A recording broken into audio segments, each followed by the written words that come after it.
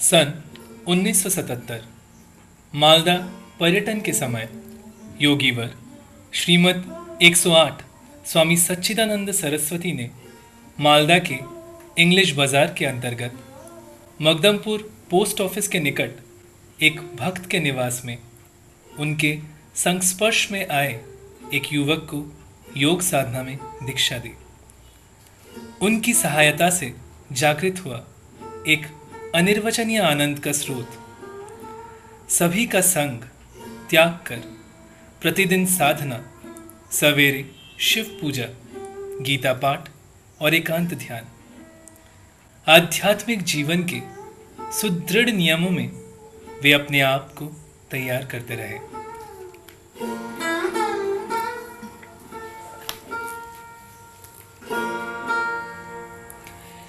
सन 1979 गुरुजी के आह्वान से नवीन युवक रवाना हुए ऋषिकेश के पथ में। इसके पूर्व मालदा छोड़कर वे कभी भी बाहर नहीं निकले थे। मालदा के अन्य गुरु भाई बहनों से पथ निर्देशिका लेकर उनकी यात्रा शुरू हुई।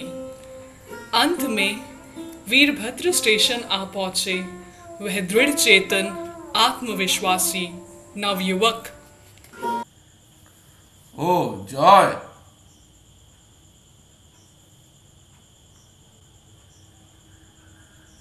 गुरुजी मुझे दीजिए, मैं साफ करता हूँ। तो कितना दिन रहेगा? आप जैसा आदेश करेंगे। यह रहने से सब कुछ खुद अपना हाथों से करना पड़ेगा। कर पाएगा? हाँ गुरुजी, जरूर करूँगा। खाना पकाना आता है? नहीं गुरुजी, पर सीख लूंगा। इधर आ। झाड़ू को उस कुएं के पास रख क्या। जो चीज जहां की है वही रखना चाहिए, वरना खोदना नहीं पड़ता। ये ले, ये खाकर पानी पी ले। और सुन, तू नहा ले और मेरे नहाने का पानी रख दे। शाम होने को आई, साधना में बैठना है। जय शिव गुरुजी। ओ सेठ सिंह, आओ आओ बैठो। आज रात सेवा के लिए तेरे ही याद कर रहा था। मालदा से जय आई है, हम दोनों के लिए आज रोटी सब्जी भेजना। काल से वो सब संभालेगा। बल्कि तू काल से आश्रम का काम शुरू कर। वो जब आई गए तो ये है जय, मालदा से आए हैं, तेरे सब काम में सहायता करेगा।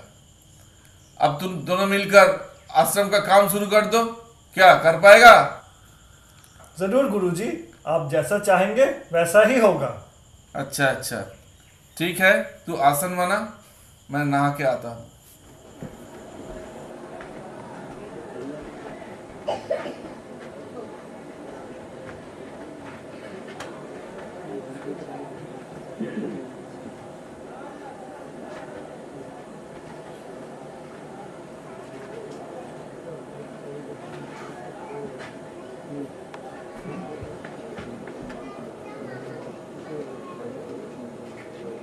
अरे अरे, जमींदारी समझ रखी है क्या? पूरी धूप जल रहा है, आधा करके जला। सब कुछ नाप तुल कर चलना चाहिए, संचय करने चलना चाहिए। मेरा पास है ऐसा समझ के खर्च नहीं करने का। अब चल सदना में बैठ।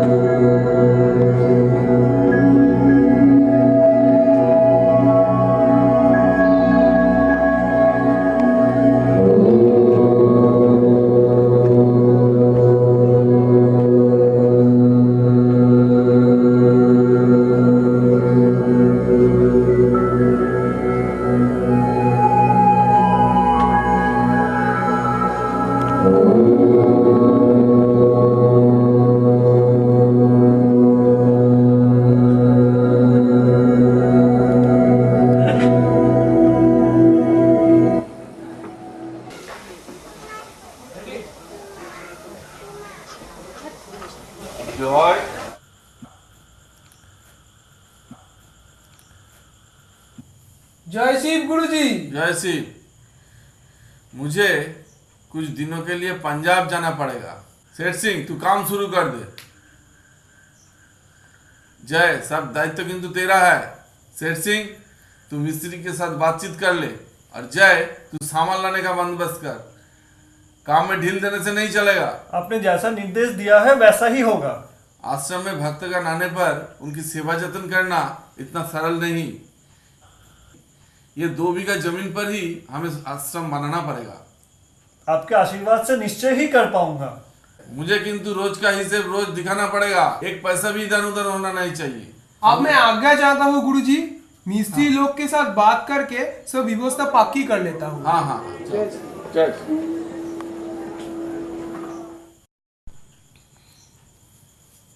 बाबा, मैं जैसा ईंट बोल के आया था ठीक वैसा ही बढ़िया ईंट रुड़की से आई है। अब आप इस चेक पर साइन कर देंगे तो उनका पेमेंट कर दूंगा। बाबा, वे लोग इंतजार कर रहे हैं। आप वो पेमेंट मैं नहीं करूंगा। तू कुछ नहीं पहचानता, ईंट भी नहीं पहचानता। सब खराब ईंट भेजे है। उसे घर बनाने से घर 2 दिन में टूटकर गिर जाएगा। नहीं बाबा, ये एकदम 1 नंबर ईंट है। आप खुद चलकर देख लीजिए। नहीं नहीं, मैं सुना है वो सब खराब ईंट है। सब वापस भेजे अभी। कैसे भेजूंगा बाबा? रुड़की से आई है, बहुत पैसा बर्बाद हो जाएगा। वो मुझे क्या मालूम, तू ही समझ। आश्रम का काम खराब चीजों से नहीं होगा। पेमेंट मैं साइन नहीं करूंगा।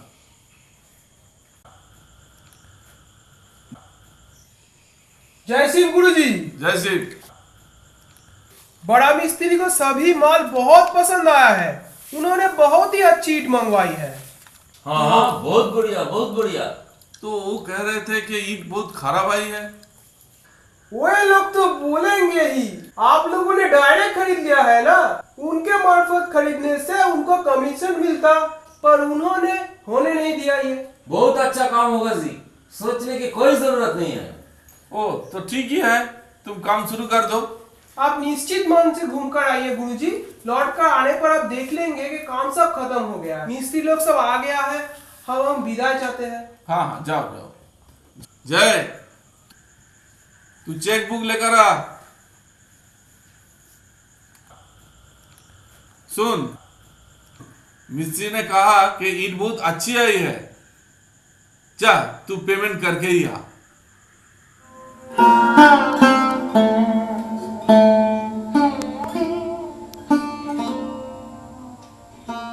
योगीवर पंजाब सफर में निकल जाते हैं, अपने प्रिय शिष्य जय पर आश्रम का सब दायित्व डालकर। लौट आते हैं 1-1.5 महीने बाद।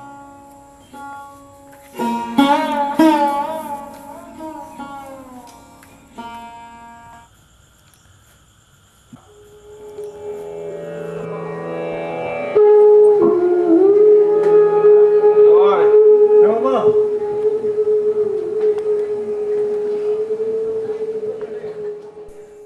क्या रे, काम तो अभी तक खत्म नहीं हुआ। और कितना दिन? बारिश के लिए थोड़ा देर हो गई, लेकिन काम लगभग खत्म। आप थोड़ा आराम कर लीजिए, फिर देख लेना काम कैसे हो रहा है। तो मुझे आज्ञा कीजिए गुरुजी। जय, तू ही सब लेकर आ।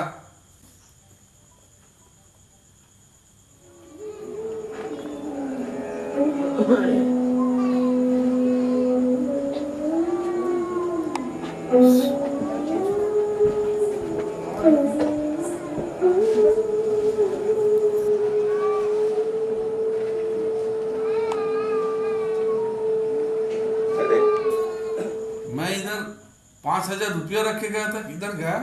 जय, तेरे और मेरे सिवा तो इस घर में और कोई नहीं रहता। तो गया किधर? तो निश्चित खर्च किया होगा। मुझे हिसाब दे। मेरा हिसाब एकदम ठीक है, कोई भूल नहीं हुई। तो रुपया क्या उड़ गया? तो ठीक से हिसाब करके देख। मैंने अपना हिसाब तो आपको दिखाया। मैंने रोज का हिसाब हर रोज लिख के रखा है। भूल होने का कोई सवाल ही नहीं। वो सब मैं नहीं जानता, तो हिसाब दे मुझे।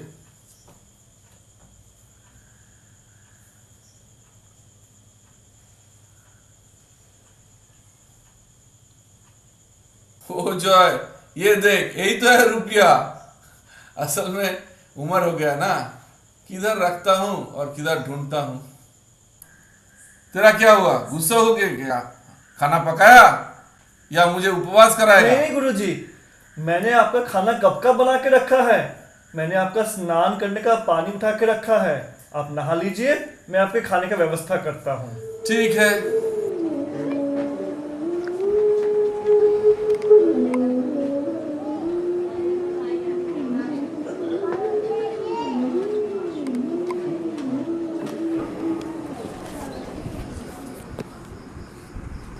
चलो ठीक है, काम अच्छा ही हुआ है। अब भक्तजनों को आने से उनका रहने में असुविधा नहीं हो। बाबा, हाँ, मैं उस संसार में लौटना नहीं चाहता हूँ। मैं पूरी तरह अपने आप को आपके चरण में समर्पण करना चाहता हूँ। अरे समर्पण क्या इतना सहज है?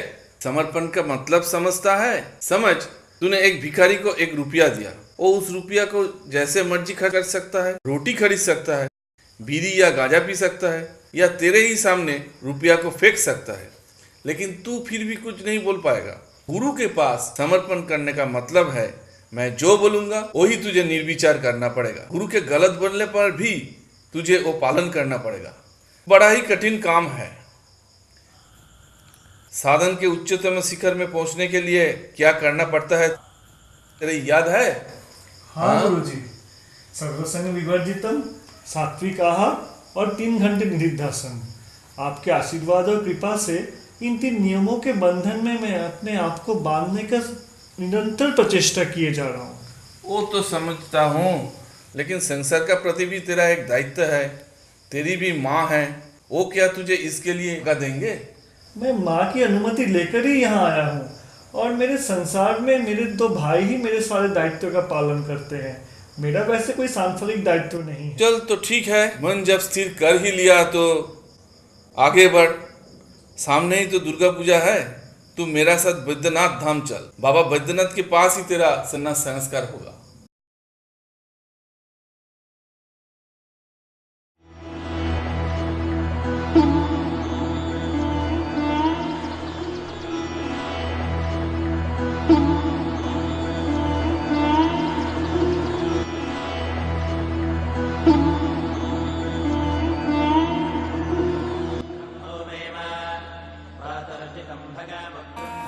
बाबा वैद्यनाथ के श्री चरणों में नवीन तपस्वी का संन्यास संस्कार संपन्न हुआ।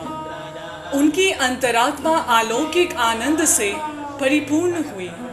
उन्होंने योगीवर के श्री चरणों में अपने आप को पूर्ण रूप से समर्पित कर दिया। योगीवर ने उनका नामकरण किया श्री अच्युत चेतन। शुरू हुआ उनके जीवन का एक नया अध्याय। लौट आए ऋषिकेश के आश्रम में। शुरू हुई साधना, सिर्फ साधना। इसी के साथ शुरू हुई गुरु की सेवा। सन 1980 से 1983 तक 3 साल चली निरंतर ये कठिन साधना, एकांत एकाकी साधना।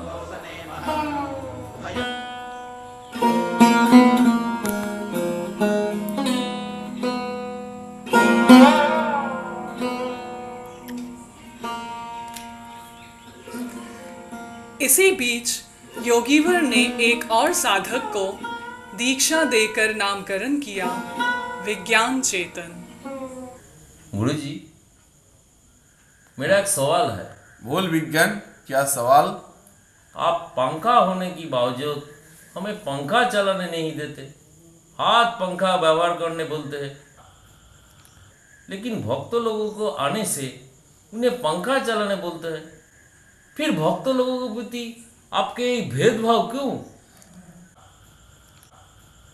अरे हम लोग ठहरे साधु सन्यासी, सभी तरह का अभ्यास रखना ही हमारा धर्म है। प्रकृति के साथ हमें मिलकर रहना पड़ेगा। बिजली अभी है अभी नहीं है, देखते हो ना, कारण ना होने से वो लोग कितना बेचैन होता है। और तुम लोग का कोई असुविधा ही नहीं होता, तुम स्थिर रह सकते हो। स्थिर रहना ही हमारा धर्म है, समझा? स्थिर ही सीप। स्थिर और रहने कहाँ दे रहा है? कभी पंजाब कभी चंडीगढ़ आपके भक्त शिष्य के पास भेजते रहते हैं। मेरे हिसाब से इस तरह कौन दौड़ भाग कर सकता है? भक्त लोग जो भेजते हैं वही तो आश्रम के लिए संग्रह कर लाता है। यही तो बाबा का काम है। अच्युत गया है इस बार पंजाब में, देख।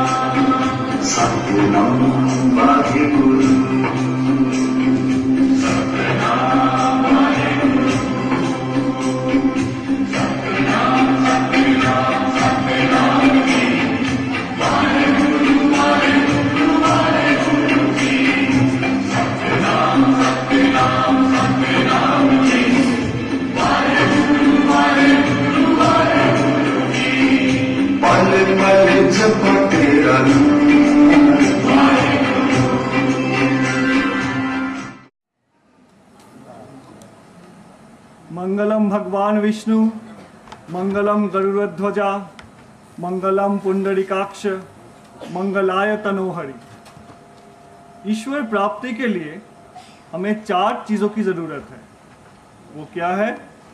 पहला ये मनुष्य जन्म, दूसरा पूर्णांग शरीर, तीसरा सद्गुरु की कृपा और चौथा मोक्ष प्राप्ति की इच्छा। सद्गुरु की कृपा से हम सबको पहली 3 चीज़ें तो मिल चुकी है। सबके पास मनुष्य जन्म है, पूर्णांग शरीर भी सभी के पास है और सद्गुरु की कृपा भी सबके ऊपर है। पर मोक्ष प्राप्ति की इच्छा कितनों में है? हमें जिनमें ये मोक्ष प्राप्ति की इच्छा होगी, सिर्फ उन्हीं को मोक्ष मिल सकती है।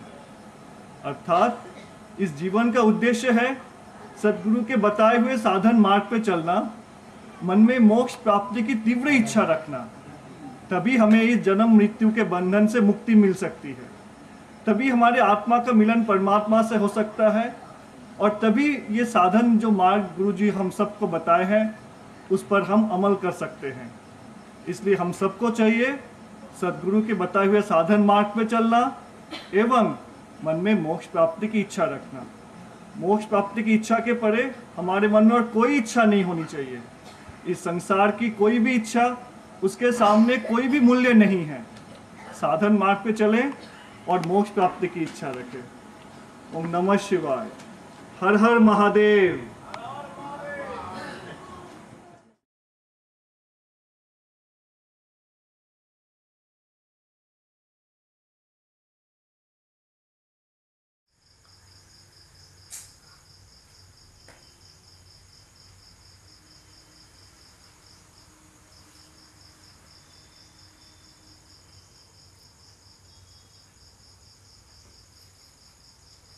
बैठ बैठ।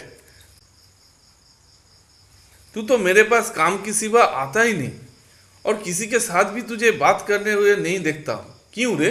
गुरुजी, आपको तो मालूम ही है, साधन और आश्रम का काम यही मेरा व्रत है। प्रणाम गुरुजी। आइए आइए चौधरी साहब।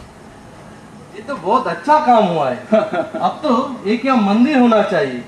शिव जी का मंदिर होने से ही बहुत अच्छा होता। नहीं नहीं, मंदिर का कोई जरूरत नहीं। मंदिर होने का मतलब ज्यादा भीड़, ज्यादा तकलीफ, यही तो अच्छा है। सब कुछ कितना शांत है, साधन भजन अच्छा से हो रहा है। चौधरी साहब, मंदिर तो हमारा अंदर ही है, बाहर बनाने से क्या फायदा?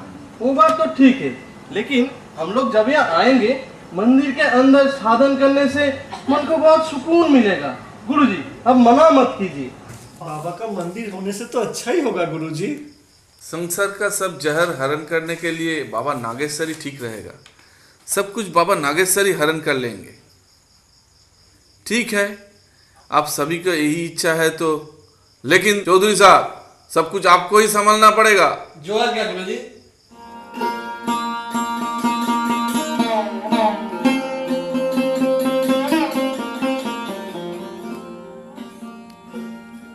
सन 1983 के अक्षय तृतीया के महासमारोह में मंदिर निर्माण का काम शुरू हो गया।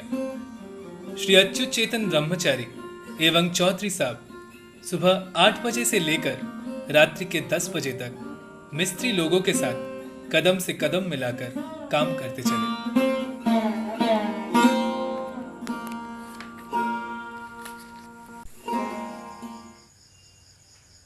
गुरुजी, बहुत सारा काम लेके निकल रहा हूँ। लेटने में थोड़ी देरी होगी। शेर सिंह को सब समझा दिया है, वो सब संभाल लेगा। जा तो रहा है, इलेक्ट्रिक बिल जमा हुआ है क्या? वो तो एकदम भूल गया था, मैं आज ही जमा कर देता हूँ। मुझे सभी तरफ ख्याल रखकर चलना पड़ेगा, समझा? जा इलेक्ट्रिक बिल दे के आ, जल्दी लौट के आना। एवं शतदित्यादि उक्तस्थं पुष्पाशतशि चपक्करं भक्तं तेषां के जो विद्यमा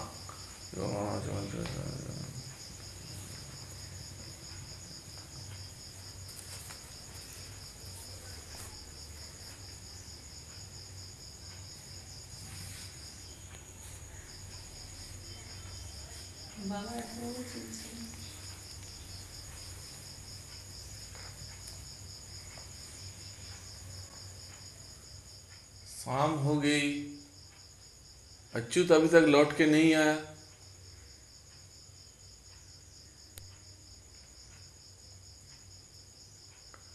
कौन? अच्युत? हाँ गुरुजी।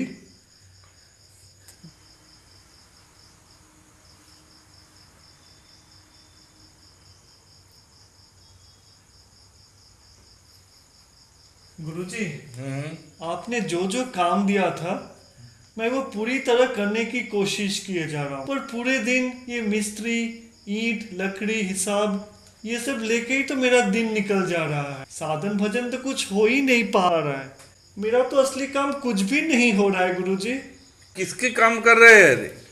ये तो सब बाबा का ही काम है। तू क्या सोचता है साधन भजन करने से ही तू भवसागर पार कर लेगा? अरे तुझे तो पार कराएगा तेरा गुरु। मैंने जो काम तुझे दिया है वो सिर्फ मन लगा के करते जा, मैं ही तुझे भवसागर पार करूंगा। अच्छा जा, जाकर स्नान करके आ, साधन में बैठना है। मैं जो बोल रहा हूँ वो कर।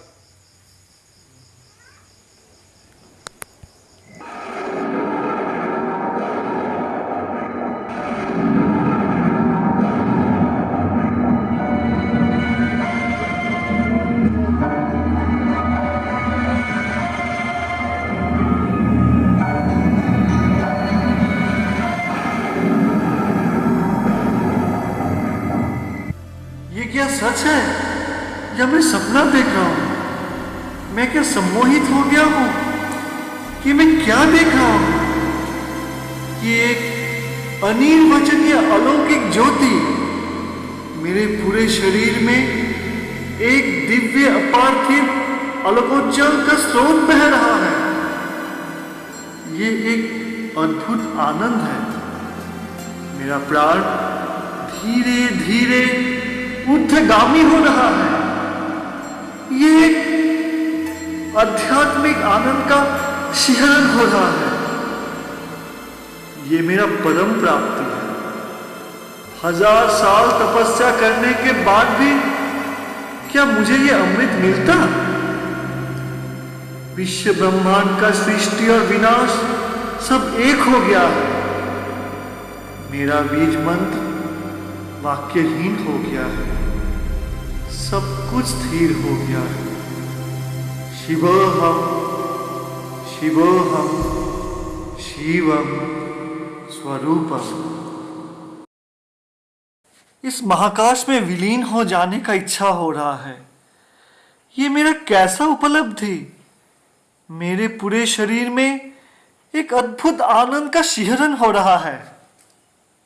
चल उठ, सेवा का इंतजाम कर। कितना रात हुआ पता है? मेरा पूरा शरीर। मुझे मालूम है। अब तेरा संशय दूर हुआ। अब समझा तेरा सद्गुरु ही तुझे सही मार्ग दिखा सकता है। हाँ गुरुजी। हाँ,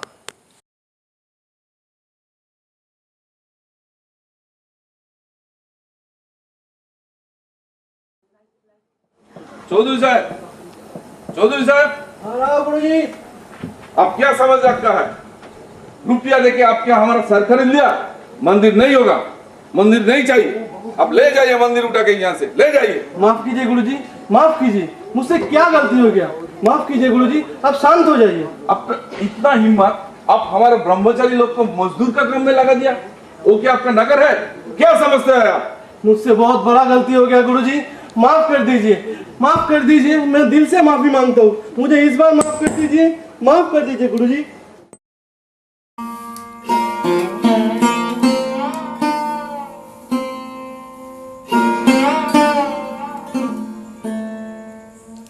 सन 1983 के अक्षय तृतीया से लेकर सन 1984 के अक्षय नवमी तक दिन रात्रि निरंतर परिश्रम कर मंदिर का काम संपूर्ण हुआ। मंदिर की सही रूपरेखा एवं ब्रह्म ज्ञान के उद्देश्य से चौधरी साहब एकाहार रहते हुए लगातार 48 दिन तक एकांत साधना करते रहे। संसार में रहते हुए भी अपने आप को जिस तरह भौतिक सुखों से वंचित रखकर निरंतर साधना में लीन रहे, ये हम सभी के लिए एक दृष्टांत स्वरूप है। 2 नवंबर सन 1984 के महासमारोह में मंदिर का उद्घाटन हुआ। इसके बाद से ही असंख्य भक्त जनों का आश्रम प्रांगण में समावेश होता गया।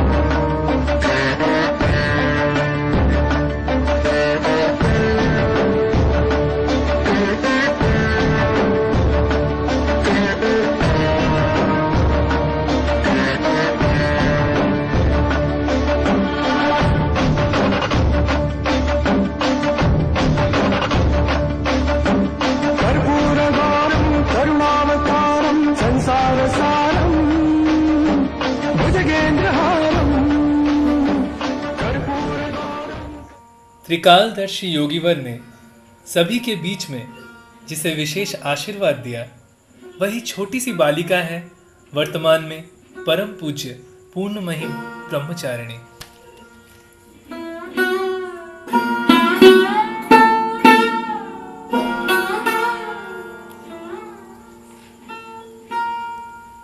मंदिर निर्माण के पश्चात मंदिर की परिचालना और आश्रम की अन्य सभी चिंताओं के कारण योगीवर का शारीरिक स्वास्थ्य गिरता गया। श्री अच्युत महाराज और अन्य महाराजों के परामर्श से हरिद्वार से डॉक्टर दास को बुलाया गया। आइए डॉक्टर साहब, आइए। हाँ चलिए।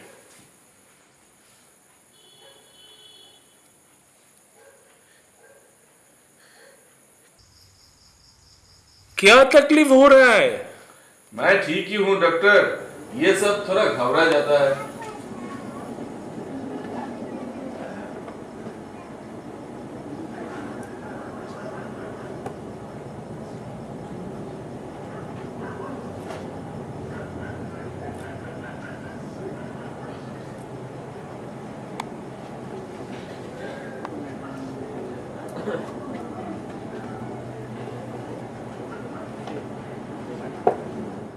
मैंने आपको बोला था विश्राम करना पड़ेगा।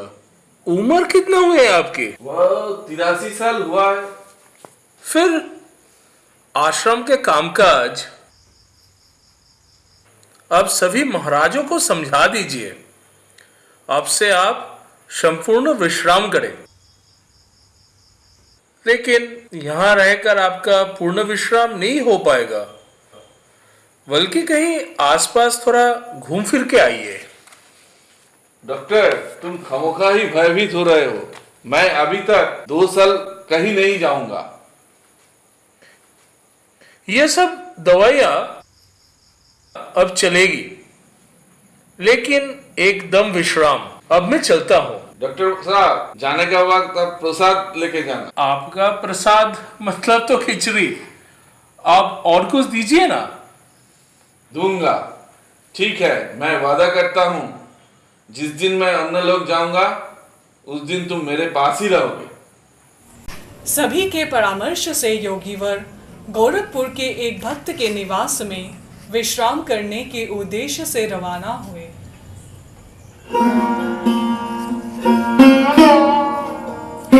सन 1986 का कुंभ मेला, आश्रम प्रांगण में भक्त वृंदों का समावेश। सभी ब्रह्मचारी शिष्यगण दूर दूर से आए हैं कुंभ स्नान के लिए। उसी की आयोजन में सभी व्यस्त हैं। देख देख अंजलि, यहाँ कितना भीड़ जमा हुआ है। देख यहाँ एक मंदिर भी है। माँ, आप लोग क्या बंगाली है? वो आप लोग भी बंगाली? वाह वाह, मंदिर तो बहुत सुंदर है। आप लोगों का मठाध्यक्ष कौन है? आइए ना माँ, अंदर आइए। गुरुजी अंदर ही है, दर्शन करके जाइए। चल अंदर जाके गुरुजी का दर्शन करके आते नहीं हैं। नहीं, अभी समय नहीं होगी। अभी चल ना। मन चाहे तो तुम जाओ, मैं बाद में आऊंगी। ठीक है, तू जा, मैं तो आज दर्शन करके ही जाऊंगी।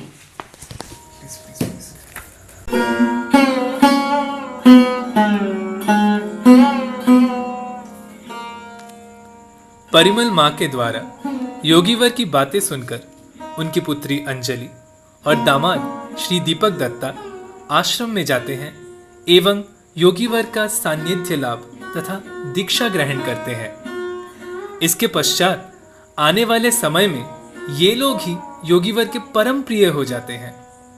उन लोगों के एक दिन भी न आने से गुरुवर अन्य शिष्यों को उनकी खबर लेने भेजते थे। सरकारी उच्चाधिकारी होते हुए भी दोनों हर संध्या आश्रम में आते और गुरु सेवा तथा सत्संग करते। उनके समान ही डीएसपी पूरन सिंह साहब और उनकी पत्नी प्रायः आश्रम आकर गुरु सेवा के लिए ही ठहरते थे। उन लोगों का यह कठोर जीवन यापन सभी भक्त शिष्यों के लिए उदाहरण स्वरूप है। क्यों दत्त बाबू, आज बहुत देर हो गई? आज दफ्तर में ज्यादा काम था गुरुजी। अच्छा अच्छा, तुम क्यों आई हो माँ? आपके दर्शन के लिए गुरुजी। दर्शन हो गई? हाँ। अब जाओ, प्रसाद लेके जाओ। ओम नमस्ते नमस्ते देवो विश्वमूर्ते, नमस्ते नमस्ते चिदानंद मूर्ते, नमस्ते नमस्ते तपोजोग वंदन, नमस्ते नमस्ते श्रुति ज्ञान गम्यम, प्रभु शूलपाणी देवो विश्वनाथ, महादेव शंभु महेश त्रिनेत्रम।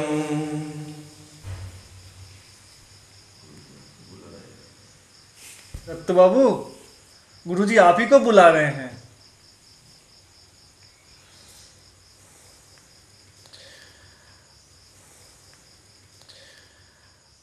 अब सभी इतना डर क्यों रहे हो? भगवान गीता में क्या बोलते हैं? मेरी शरण में जो आ गया उसका विनाश नहीं हो सकता। आपको ऑफिस छोड़ना नहीं पड़ेगा, स्त्री पुत्र संसार छोड़ना नहीं पड़ेगा। आप जो कर रहे हैं वो करते रहिए, कुछ भी छोड़ना नहीं पड़ेगा। केवल सार ले लो। ये सार, जो साधन, जो प्रोसेस, इसे ले लो। हमारे डीएसपी साहब और उनकी पत्नी गुरु सान्निध्य पाने के लिए काफी तकलीफ में 7 दिन यहाँ बिता कर गया। उस समय तो हमारा रहने के लिए ऐसी अच्छी व्यवस्था भी नहीं थी। उनको तो कुछ छोड़ना नहीं पड़ा। वो लोग आनंदित होकर ही यहाँ आते, सभी को सेवा करते और लौट जाते। तुम लोग भी इसी तरह से आओ, गुरु सान्निध्य प्राप्त करो, सत्संग करो, उसको आचरण करो और संसार के जीवन भी व्यतीत करो। अब जब सोने जाते हो तब कुछ छोड़ना पड़ता है। नींद आने पर अपना आप ही सब हो जाता है। साधना भी कुछ ऐसी प्रकार है, इसके पालन करने के लिए चिंताएं धीरे धीरे दूर चला जाती है।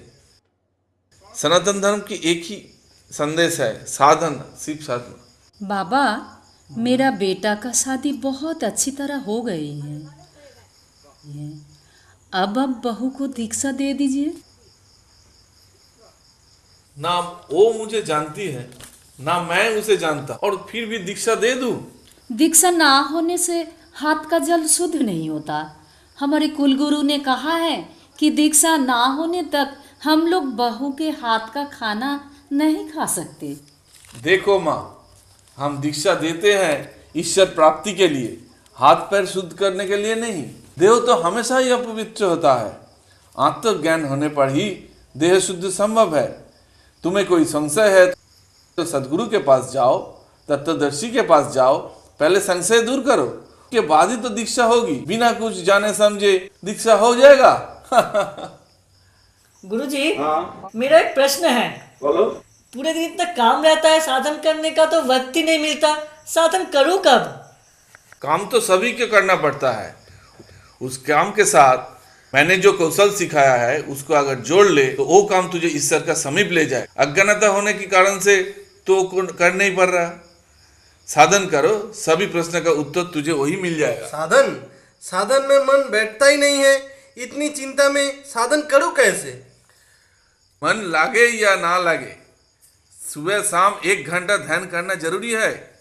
मन नहीं लगेगा, मन पर अनुशासन करना पड़ेगा। प्रतिदिन के अभ्यास से धीरे धीरे मन का साधन की इच्छा अपने आप जागृत होगी। साधन ही एकमात्र रास्ता है।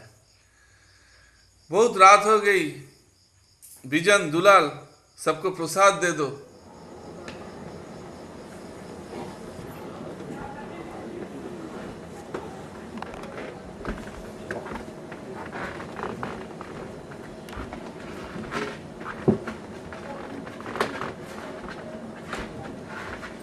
बाबा, ऑफिस के प्रमोशन के लिए मैं एक परीक्षा देना चाहती हूँ। माँ, रास्ता बहुत लंबा है, समय बहुत कम। जो दिया है उसी का पालन करो, समझा?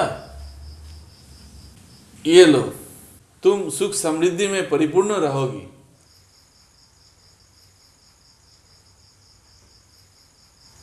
बाबा, मैंने क्या आपसे यही मांगा? नहीं माँ, मैं बोल रहा हूँ तुझे दोनों ही प्राप्त होगा, सुख समृद्धि और साथ ही साधना। सब कुछ ही होगा, धर्म अर्थ काम मोक्ष। बाबा, कल आपको डॉक्टर दास के पास जाना होगा आपकी चेकअप के लिए। ऑपरेशन के बाद आप तो दिखाया नहीं। ओ, तुम जो ठीक समझो वही करो। कल सुबह मैं आपको ले जाऊंगा।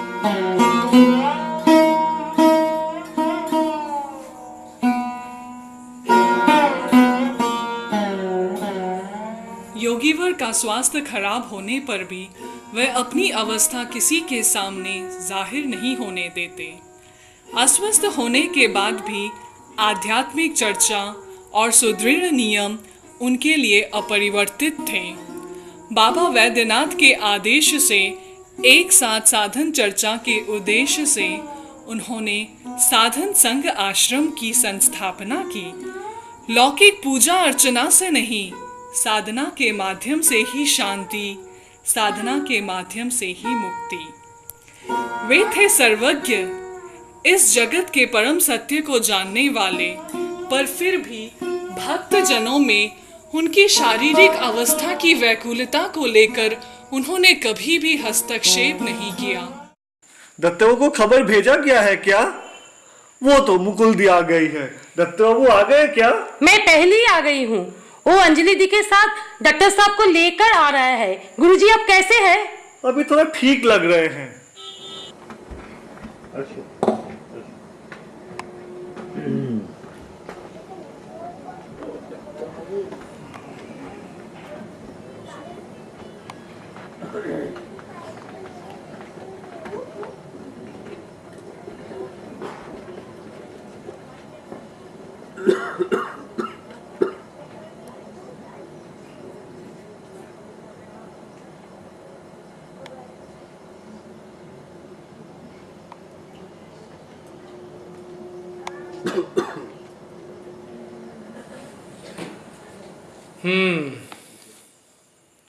लंबा सांस लीजिए, लंबा सांस, छोड़िए, लंबा लंबा सांस।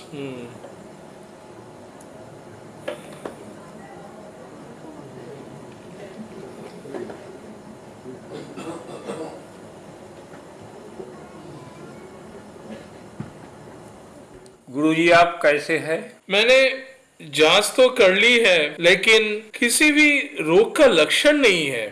दवाई देनी पड़ती है, इसीलिए दिया हूँ। माँ ने कहा है और सिर्फ 3 महीने, इसके बाद माँ की गोद में लौट जाऊंगा।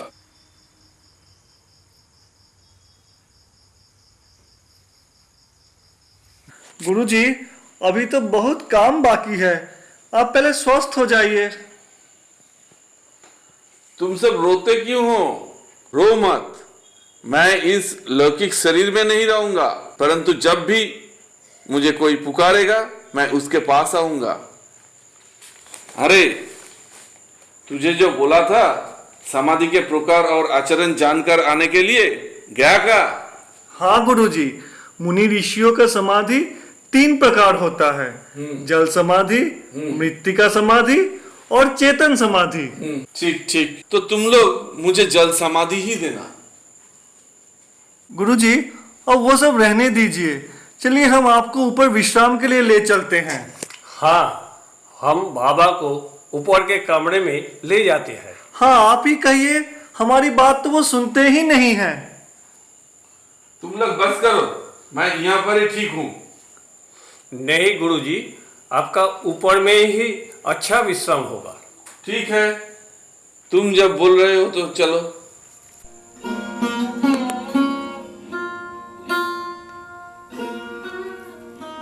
जैसे जैसे दिन गुजरता गया, शिष्य लोग व्याकुल और अधीर हो उठे।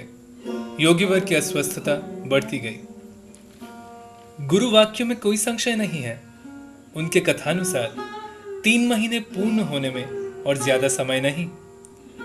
आश्रम के सभी भक्तजन उद्विग्न हो उठे। ये आश्रम, ये विशाल कर्म योग, ये गुरु भार योगीवर के अवर्तमान में कौन वहन करेगा? समस्त प्रश्नों के उत्तर के साथ एक रात महामाया ने योगीवर को दर्शन दिया।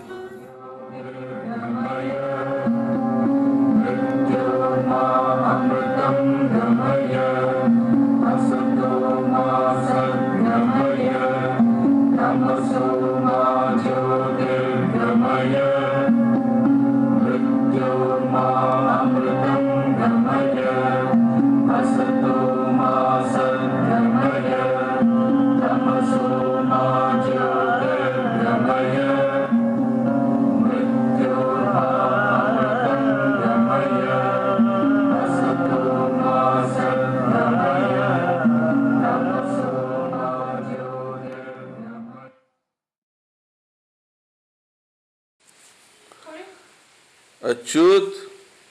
हाँ गुरुजी। सभी को बुला कर ला, मुझे कुछ कहना है।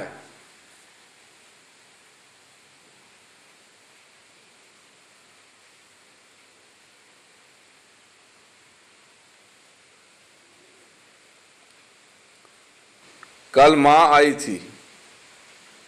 माँ को मैंने सभी का नाम बताया था।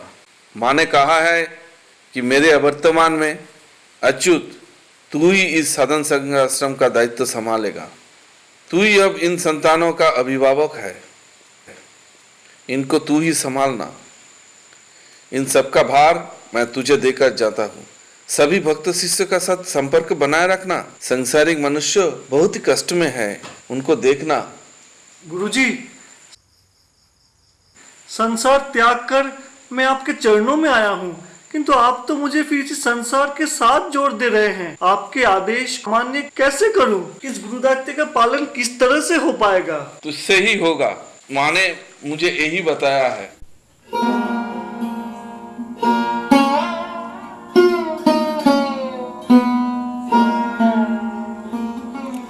अंत में आ ही गई योगीवर की वह आकांक्षित मंगल घड़ी। 13 सितंबर 1987 योगीवर में देखा गया एक अद्भुत परिवर्तन। लगा जैसे दिव्य बल, दिव्य ज्योति से उनका शरीर परिपूर्ण हो गया। उद्विग्न शिष्यों के सम्मुख ये एक अद्भुत और अलौकिक दृश्य है। योगीवर सुदृढ़ता से अपने आश्रम का पूर्ण निरीक्षण करते हुए धीरे धीरे समाधि में लीन हुए। बड़े महाराज को बुलाइए।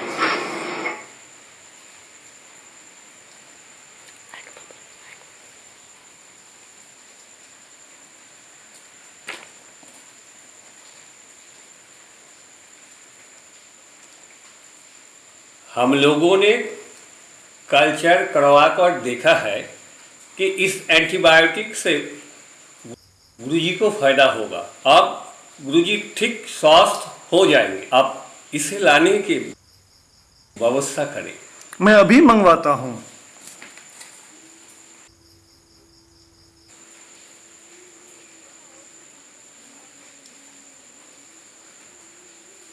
ओ देखो, डॉक्टर साहब भी आ गया है।